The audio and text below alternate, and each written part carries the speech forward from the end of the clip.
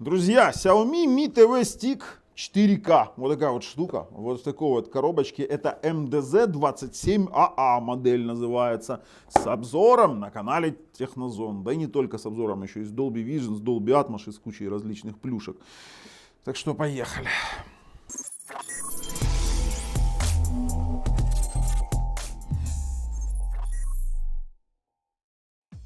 О, друзья, вы знаете, я уже его потестил, мы уже даже отсняли обзор, и нам есть что рассказать. В этом стике есть и плюсы, и минусы, но у нас вывод будет очень интересный. Советую дождаться до конца видео и, конечно же, подписаться на этот колокольчик, чтобы не пропустить дальнейшие наши самые интересные обзоры, а еще и розыгрыши. Что мы сейчас разыгрываем, Аня? А ну давай. Xbox Series S и 2 Nvidia Shield TV 2019 Pro и плюс еще 2 TV бокса X, скажем так, пока что неизвестных, и ссылка на участие в розыгрыше есть в описании под видео. Ребят, вообще данный Xiaomi Mi TV Stick я покупал на старте продаж за какие-то нереальные деньги. На текущий момент это стоит чуть больше, дороже $50. Я думаю, что он еще и упадет. В этом стике у нас стоит Amlogic S905Y4, это Cortex ARM35, 4 ядра по 2 ГГц. Очень даже неплохой энергоэффективный процессор, который позволяет его подключить через USB вашего телевизора. Но, знаете, что примечательно? Дело в том, что Xiaomi первый раз в жизни сделала так, чтобы пульт управлял и громкостью, допустим, панели или ресивера или телевизора, и включал-выключал телевизор. То есть в данном пульте есть инфракрасный порт. Вот вы, кстати, видите сейчас видосик, мы как раз тестируем на инфракрасник есть. Да, в принципе, вот вам и видосик того, что появляется на экране, когда вы его включаете, запускаете, происходит настройка этого самого пульта. Но хотя, смотрю там по чатам, ребята отзывы делают, некоторым не нравится пульт. Знаете почему? Потому что он клацает. Но я вам открою секрет, клацают все. Тише, громче. Да, есть пульты, у которых огромное количество кнопок, но здесь следует, знаете, быть минималистичными или быть любителем минималистичного дизайна. Он из неплохого ABS пластика, работает на двух батарейках типа 3A, таких вот. И он, конечно же, Bluetooth изначально по определению. Сам по себе стик у нас сверху матовый пластик, снизу глянцевый, сзади текстура такая прикольная. Есть вот такой вот микро USB и есть HDMI 2.1. Насчет микро USB. Некоторые спросят, а как же быть с USB портом? С помощью вот такого вот долларового или там $20 вот такого вот переходничка. Сейчас вам покажу на камеру. Просто-напросто включается сюда в стик, и у нас получается заветный USB-порт, если он вам так нужен. А питание запитывается вот в этот разъемчик. Но я вам честно скажу, я даже не использую такую штуку. Я его сейчас поставил себе в телевизор и просто использую как стрим-стик, потому что он с этим справляется более чем хорошо. Формула памяти 2/8. А вот теперь давайте по плюшкам и недостаткам. Из плюшек Dolby Vision. Данный стик имеет лицензию Dolby Vision. При этом в тестах он четко, допустим, в том же Vimeo проигрывает 5 и 8 профиль. Это, в принципе, те профили, которые нам позволяют сейчас смотреть раздачи из интернета в Dolby Vision. Плюс он поддерживает Dolby Atmos, поддерживает Dolby Digital Plus, Dolby Digital, DTS. И есть лицензия DTS HD, которую, честно вам скажу, в пастру мне получить не удалось. Возможно, в каких-то стриминговых сервисах он будет работать. Но заведомо, если я его не увидел своими глазами, я об этом должен вам сказать. Поэтому это один из минусов, что именно в пастру я его не получил. Насчет истерии вокруг автофреймрейта могу сказать следующее, что приложение TV Quick Actions, которое позволяет использовать автофреймрейт на многих ТВ-боксах и ТВ-стиках, на сертифицированных без root прав, на текущий момент поддерживает этот стик, и автофреймрейт у этого стика есть. Поэтому ссылка на TV Quick Actions есть в описании под видео. Как в принципе, знаете, что у нас в описании под видео есть? У нас есть еще ссылка на проверенных продавцов по хорошей цене на этот стик. А еще есть ссылочка на телеграм-чат, где ребята обсуждают этот самый TV Stick 4K.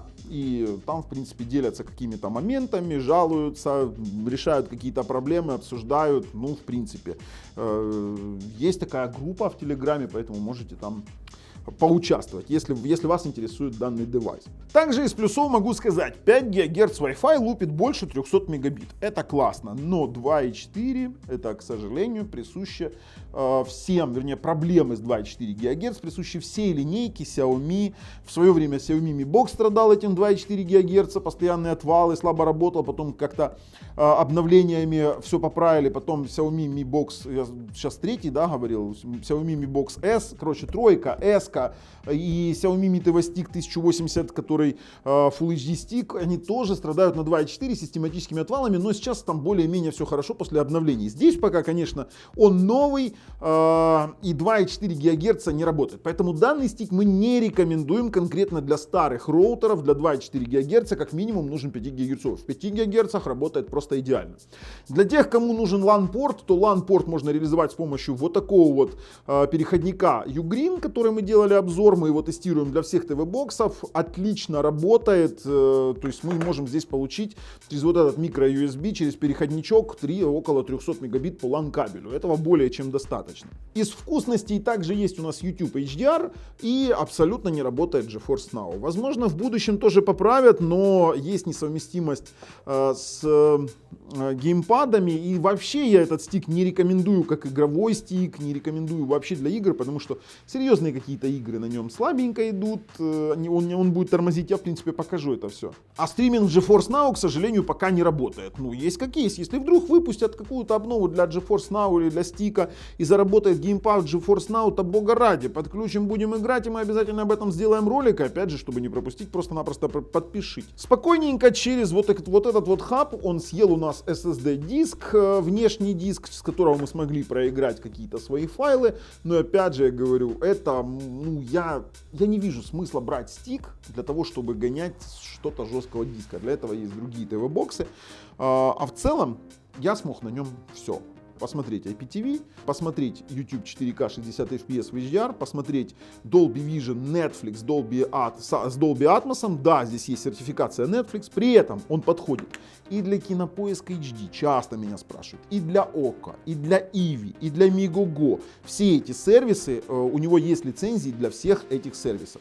То есть вы спокойненько можете купить. Вот, кстати, для Кинопоиска HD вообще меня постоянно задалбывают, что вот что взять для Кинопоиска HD, нужна сертификация. Да вот, пожалуйста, есть для Кинопоиска HD. Мало того, вы на нем сможете посмотреть не только стриминговые сервисы, вы можете посмотреть раздачи, достаточно большие, он с этим справляется. Насколько он будет греться при многочасовом просмотре, мне трудно сказать, потому что у него нет доступа к температуре, а пирометр это такое себе, знаете, детский сад, и объективности мы не получим. Но при этом мы гоняли стик более 2,5 часов на съемках, и раздачи мы тестировали в самом конце, у нас проблем с ними не возникло. И плюс то, что мы на съемках непрерывно гоняли. И плюс я его до этого пару суток тестировал у себя, и мы получили с вами достаточно нормальный результат. Очень порадовало то, что прилетела сразу обнова, это говорит о том, что стики будут обновляться. Давайте так, Xiaomi Mi Box 3 уже с 2016 года до сих пор обновляется. Это, кстати, серьезно, у Xiaomi это действительно классная тема, поэтому с обновлениями, думаю, не будет вопросов. Главное, чтобы не портачили. Бывали косяки, бывали. Все, ребят, будем переходить с вами сейчас уже подключать его. А, кстати, знаете, что еще в коробке? Распаковки как таковой не будет. Я, честно, удивлен. В коробке очень неплохой Xiaomi адаптер. Это действительно неплохой Xiaomi адаптер. Это 5-ваттный адаптер, 5 вольт, 1 ампер. Кстати, опять же, его мощность говорит о том, что, допустим, если запитать от телевизора, а в телевизорах зачастую есть порт 5 вольт 0,9 ампер, тоже подойдет. Он спокойненько будет от него работать, потому что номинально у них изначально 5 ватт заявлено. Поэтому стик еще даст фору. Ну и если меня спросить, какие преимущества есть у него перед американскими ТВ-боксами, которые там сейчас есть на Android TV, ну, во-первых, у большей части американских ТВ-боксов на Android TV нет Dolby Vision, а во-вторых, здесь есть лицензии DTS. А вот в этом, конечно, они поинтереснее работают и поинтереснее показывают свои преимущества. Ну и могу заранее сказать, что это будет бестселлер. Ребята, это будет бестселлер, я уже это вижу по отзывам, я вижу по тому, что сейчас происходит на Али, сколько их покупают и сколько продавцов сейчас выйдет с ними на рынок. Ладно, ребят, переходим и ждем резюме. Друзья, только включил, прилетело обновление. То есть изначально он получил сразу же первый апдейт. Вы видите сейчас картинку, все нормально, апдейт есть. Вроде все работает.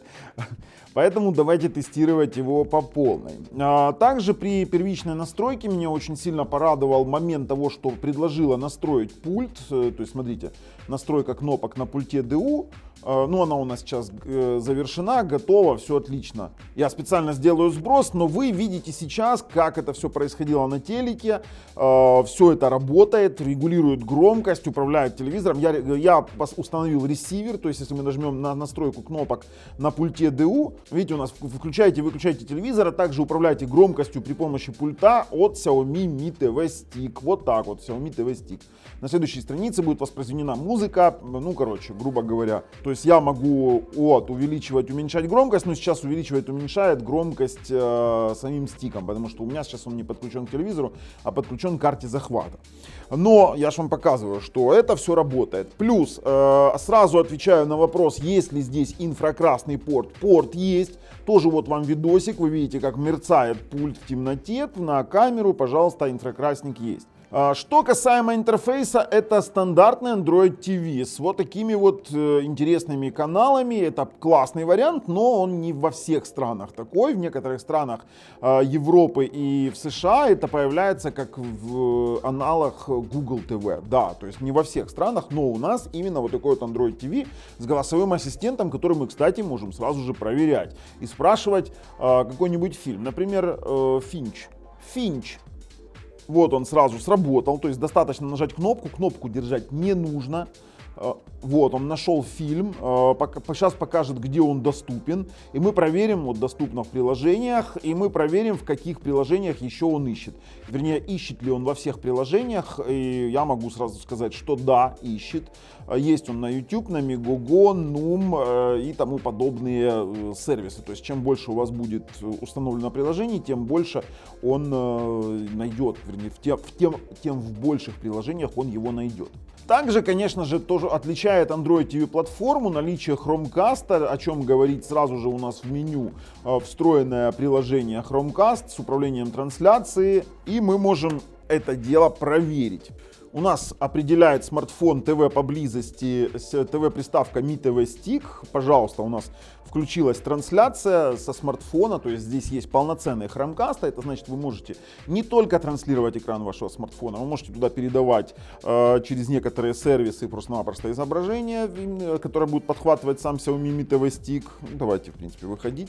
Это заработало, мы с этим поняли. Дальше, что еще позволяет Chromecast? Например, транслировать экран вашего ноутбука через Chrome, показывая рабочий стол, это тоже удобненько. Что еще из такого фирменного на Android TV у нас есть? Ну, кроме того, что в ассистенте побаловаться там, какая погода в Запорожье на завтра. Да, и он будет показывать, какая погода на завтра, ну и остальные плюшки, типа там, например, открой YouTube. То есть, ну, стандартные функции, стандартные команды ассистента, которые работают, вы можете эти все команды найти в интернете по запросу в Гугле. Это все отлично. В меню у нас 5 ГГц подключилось вообще без проблем. Ну, как всегда у Xiaomi с 5 ГГц все нормально. В пультах и аксессуарах я вам уже показывал, что есть дополнительная настройка кнопок пульта DU. В настройках устройства. Если мы зайдем в обустройстве, мы видим, что это версия OS Android TV 11. Есть сборка Netflix ESN. Ключи прописаны. Есть управление патчволом, но, к сожалению, патчвол в моей стране нормально не работает. И вот он как бы есть, и на пульте есть. Классная штука, но, блин, вот как-то так. Стоит обратить внимание здесь только лишь на, скажем так, раздел экран и звук, потому что здесь у нас есть вариант сопоставлять динамический диапазон контента. Это значит, что это отключаемый HDR и Dolby Vision, по сути. То есть не будет постоянно гореть и выедать глаза. В разрешениях экрана он поддерживает от 480p до 4К 2К, но у меня сейчас подключен к 1080p рекордеру, поэтому отображает только 1080p. Полностью рабочий HDMI цик в паре с вот этими обучаемыми кнопками работает все идеально.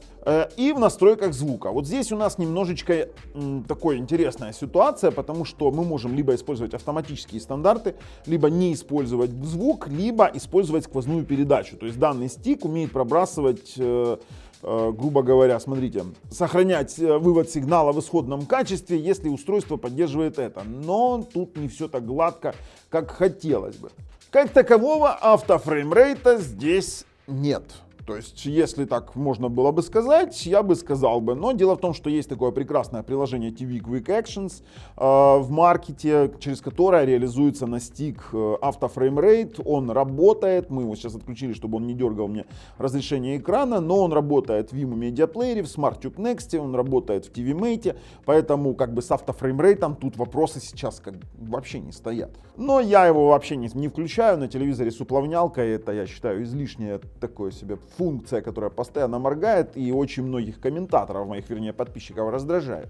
AIDA 64 показывает, что у нас здесь 2/8, Xiaomi, платформа iMlogic, вернее, платформа S4, продукт iMlogic. 4 ядра Cortex A35 по 2 ГГц, это iMlogic S905Y4, энергоэффективный, на Mali G31 ускорителе. Сеть у нас сейчас с коннектом 780 мегабит 5 ГГц, 2.4 будем отдельно проверять, ну и, конечно же, 5 ГГц сейчас по факту тоже проверим. Доступа к температуре нет, не будет ни тестов тротлинга, ничего подобного, то есть стик прошел сертификацию. Вообще, я вам скажу, многие берут там стик, трогают, говорят: о, он горячий. Ребят, он горячий, потому что нормально рассеивает тепло. Если вы возьмете, допустим, дешевую китайскую коробку, она никогда не будет горячей.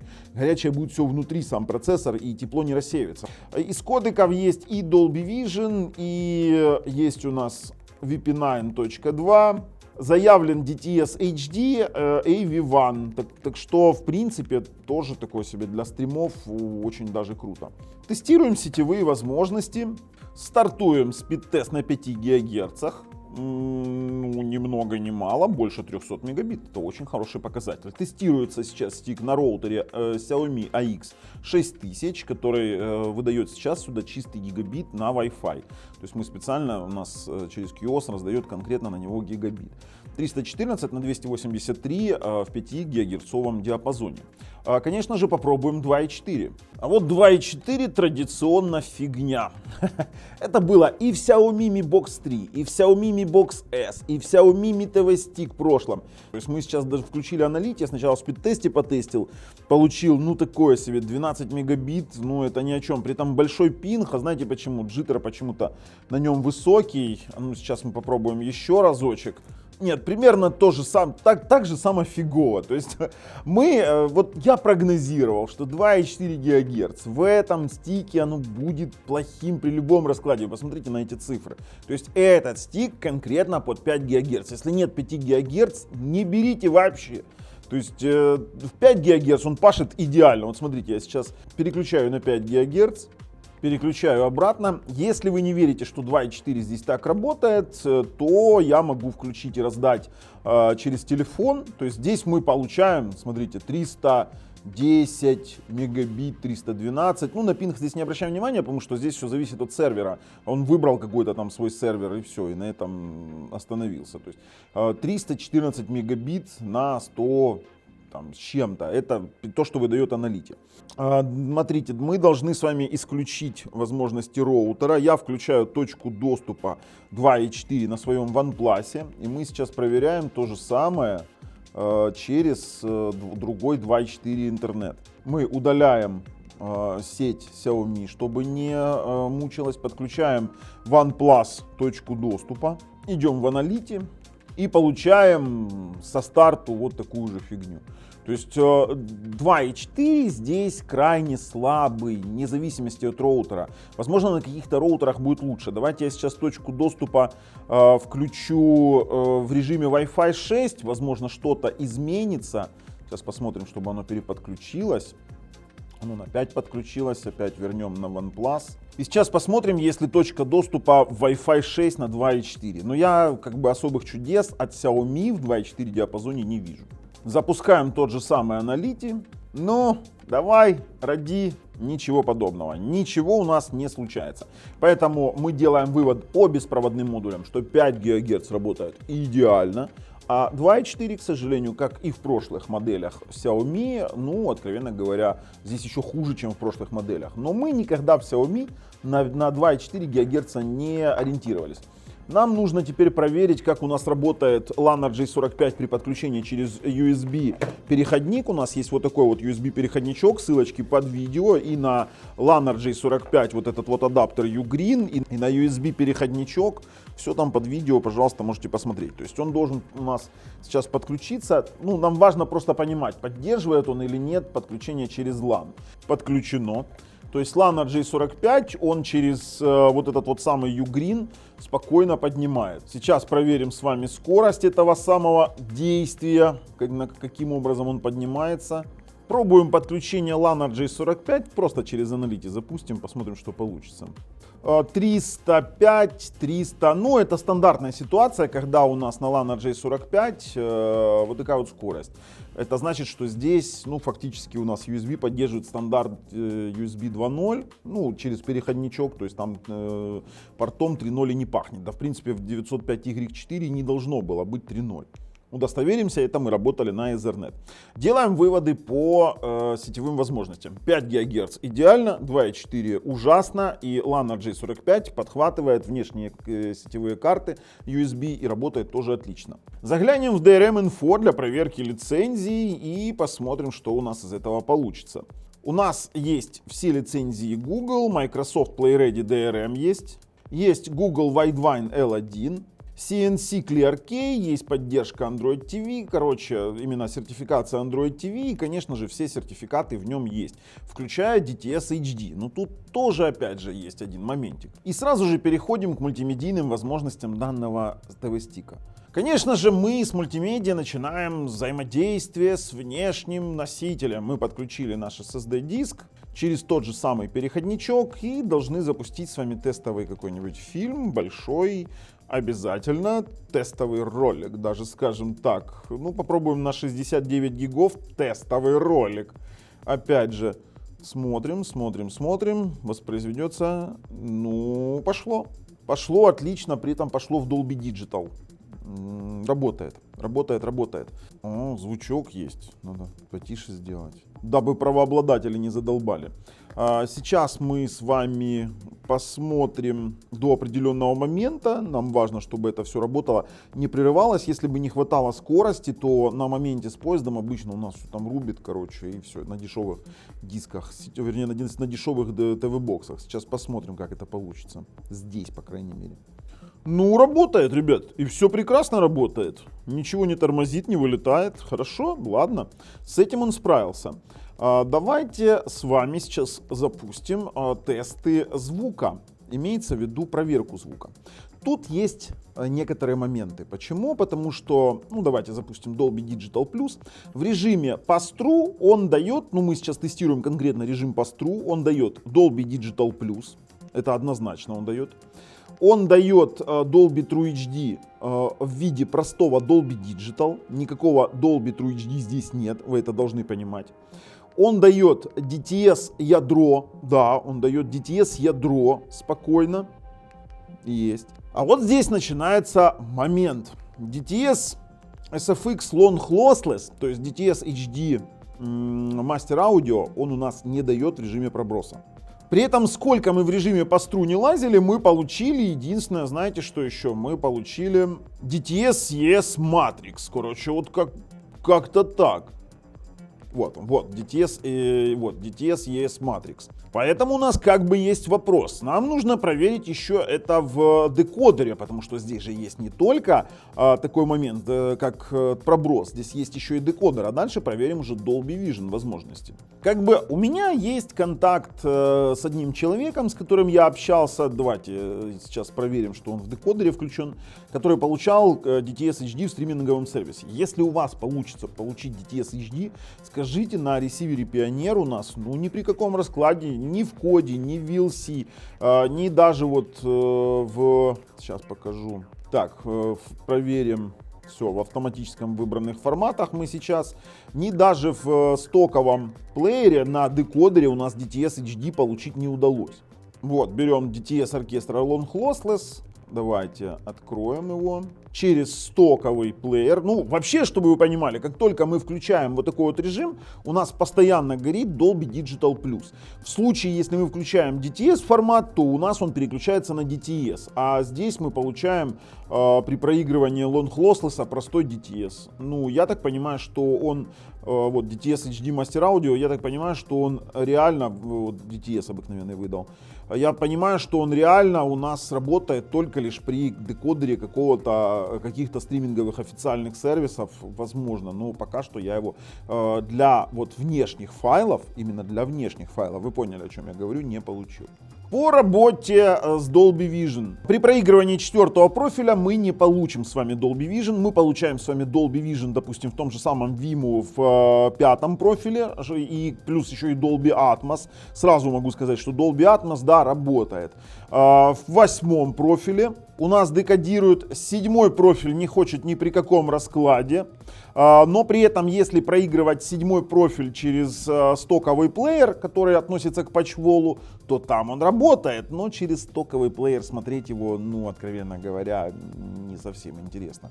То есть мы имеем правильно работающий пятый, восьмой профиль, в принципе, что достаточно для проигрывания раздач, которые сейчас кодируют для Dolby Vision. Что касаемо стриминговых сервисов типа Netflix, Megogo, Ivi, они работают в максимальном качестве, да и Kino HD тоже здесь работает и поддерживается абсолютно отлично. То есть если мы сейчас с вами включим, ну у меня здесь сейчас показывается HD, ну вот вам, пожалуйста, видосик, где включается Dolby Vision плюс Dolby Atmos у меня дома.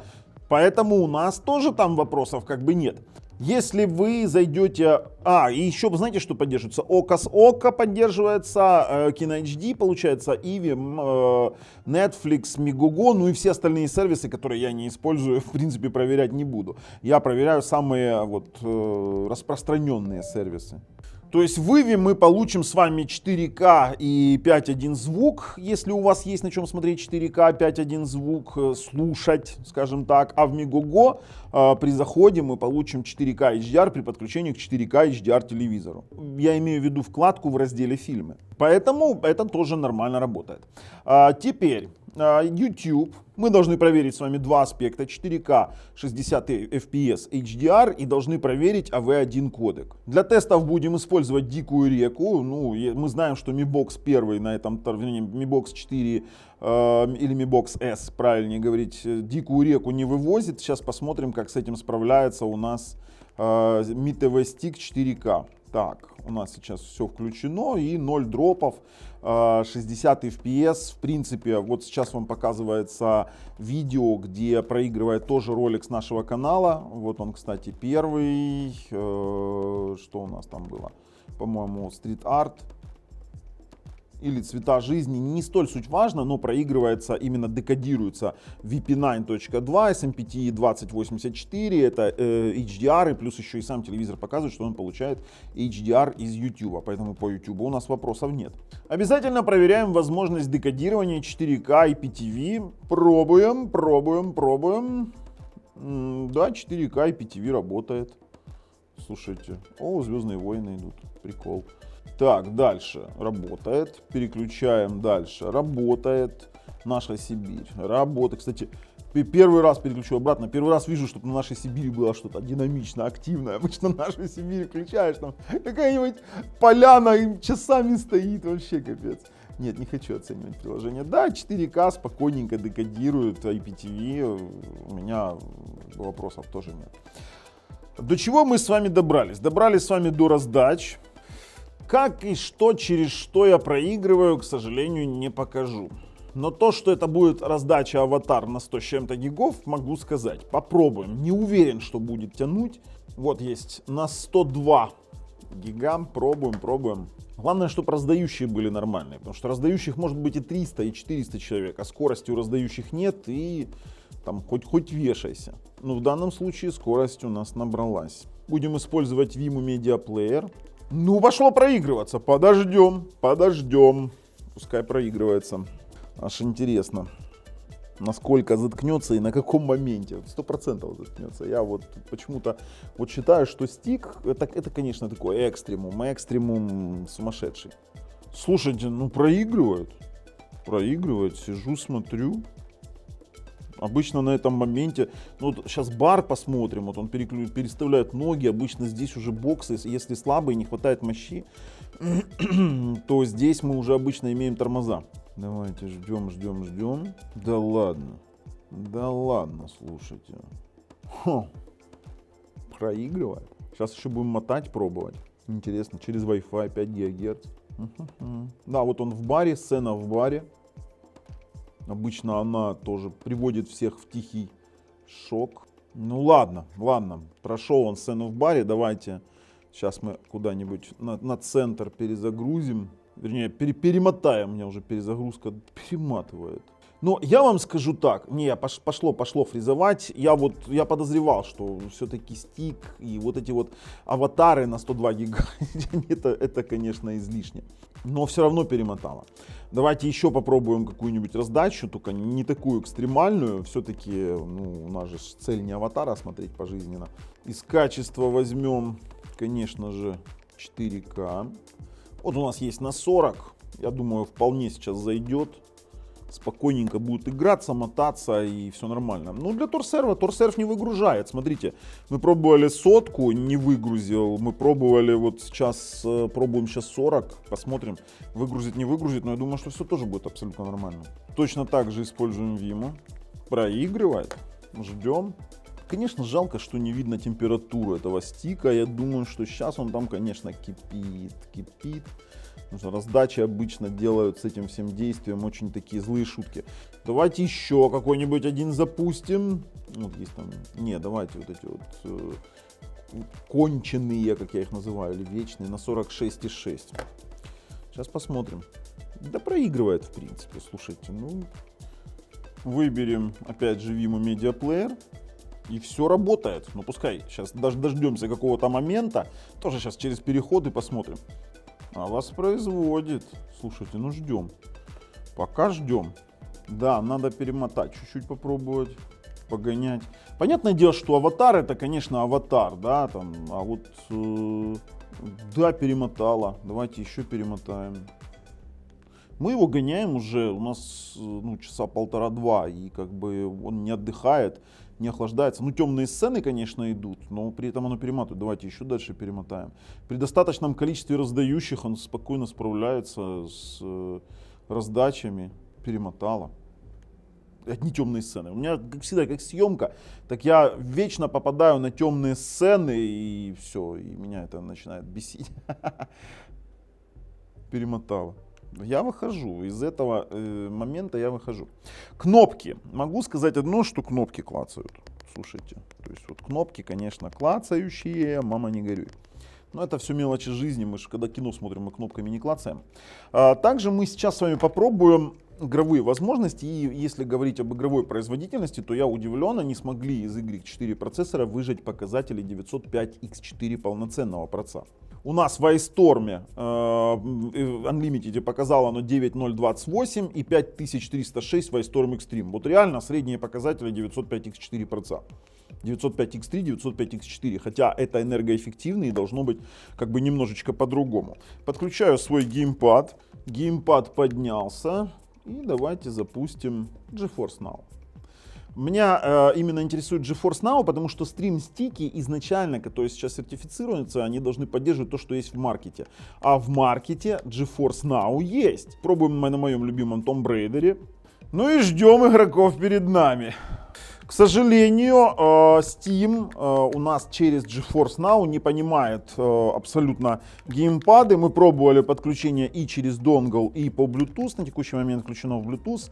Не работает. Это как бы минус данного стика. Это несовместимость с геймпадами. Но геймпад как таковой в играх мы проверим. Сейчас мы попробуем Dusk Commute игру, самую обыкновенную, и попробуем танки. Вы знали, что на Android TV есть танки? Не знали? Сейчас увидите. Да, вот в простом Android TV интерфейсе работает беспроблемно. Вот, пожалуйста, у нас геймпад.